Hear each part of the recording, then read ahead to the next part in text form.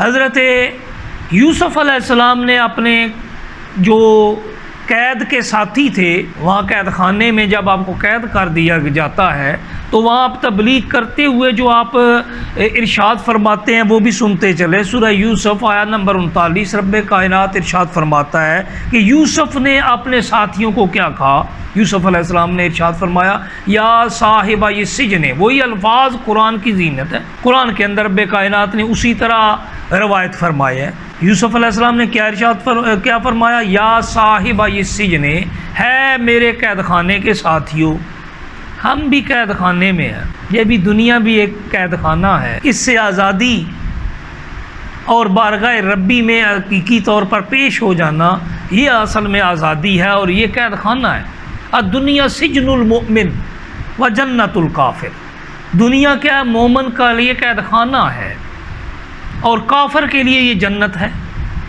تو اس قید خانے کے اندر رہتے ہوئے ہم اگر یوسف علیہ السلام کے ان الفاظ پر غور کر لیں جو انہوں نے اپنے قید خانے کے ساتھیوں کو ارشاد فرمائے تھے تو ہمیں سمجھ آ جائے گی۔ کیا فرمایا تھا؟ فرمایا تھا ارباب متفرقون خیر ام اللہ الواحد القہار، کیا مختلف رب، کوئی خیر کا رب ہو کوئی شر کا رب ہو، جیسے کہ ایک مذہب میں ایسا بھی ماننا ہے، کہیں پر اچھائی کا رب اور کہیں پر برائی کا رب، کہیں پر تری مورتی کا عقیدہ ہے کہیں پر عقیدہ تثلیث ہے، تو ایک سے زائد رب یہ بہتر ہیں ام اللہ الواحد القہار، یا ایک اور زبردست خدا اللہ وہ ہے بہتر۔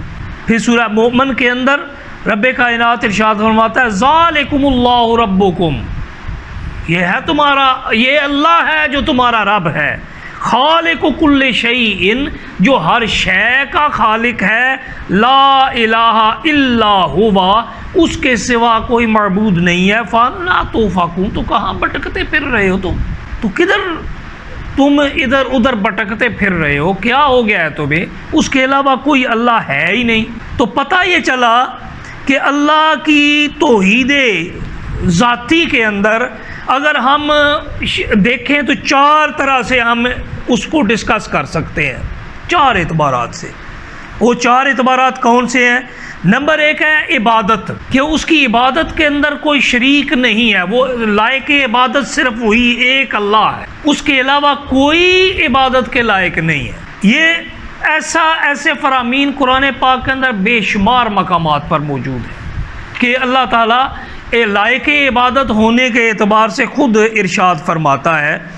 تو اللہ تعالیٰ اس عبادت کے اندر کسی بھی طور پر کسی اور کو شریک کرنے کی اجازت نہیں دیتا، وہی ایک ذات ہے جو لائق عبادت ہے، اسی کے لیے عبادت ہے۔ اور عبادت کیا ہے؟ غایۃ الخضوع والتذلل، انتہا درجے کی عاجزی، انکساری اور اپنے آپ کو ہلکا سمجھ کر کسی کے آگے جھک جانا۔ تو جھکنا، عبادت کرنا یہ صرف رب کائنات کے لیے ہے، اس کے علاوہ کسی کے لیے نہیں ہے، اس کی کوئی صورت بھی کسی کے لیے جائز نہیں ہے۔ ورنہ تو مشرکین کہا کرتے تھے کہ ما نعبدہم الا لیقربونا الی اللہ زلفی، سورہ الزمر آیہ نمبر 3۔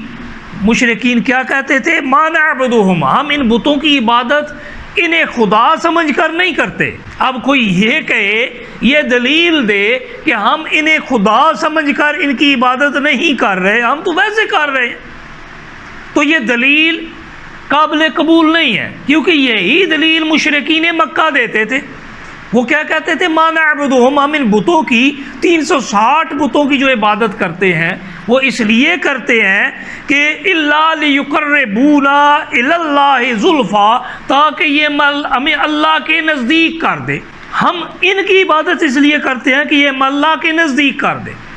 تو جو کسی کی عبادت اس نیت سے کرتا ہے کہ وہ اسے اللہ کے نزدیک کر دے گا تو یہ بھی شرک ہوگا۔ تو اللہ کی ذات میں، اس کی عبادت میں، اس کے الہ ہونے میں، اس کی الہ ہونے کے تقاضے میں کسی بھی اعتبار سے اگر کوئی بندہ اس کی ذات کے ساتھ کسی کو شریک ٹھہراتا ہے تو یہ شرک ہے، کسی اور کو بھی مانتا ہے، کسی اور کو لائق عبادت سمجھتا ہے، کسی اور کو الہ مانتا ہے، کسی اور کو کے سامنے جھکتا ہے۔ اب یہاں پر یہ ذرا سا فرق کر لیں کہ عبادت اور چیز ہے، ادب اور چیز ہے۔ عبادت اور ادب میں فرق سمجھیے۔ عبادت ہے کسی کو اللہ مانتے ہوئے اس کے سامنے جھک جانا، اس کے سامنے جھک جانا۔ اب رب کائنات کی ذات تو دکھائی دینے سے مافوق ہے، بصارت سے بلند ہے۔ وہ ہمارے ان جو ظاہری حواس ہیں ان میں اور باطنی حواس ہیں ان میں آنے سے ہمارے وہ تمام حواس عاجز ہیں اس کی کا ادراک پانے میں، تو ان کی تو بات ہی نہیں نہ ہو رہی۔ اب جب ذات خدا سامنے ہے ہی نہیں تو کسی کو صرف الہ مان کر ہم مان ہی رہے ہیں، یہ ایمان بالغیب ہی ہے نا۔ اللہ کو دیکھا تو نہیں ہم نے رب کائنات کو دیکھا تو نہیں، کسی نے دیکھا ہے نہیں، بغیر دیکھے ہم مان رہے ہیں، اسی کو ایمان بالغیب کہتے ہیں۔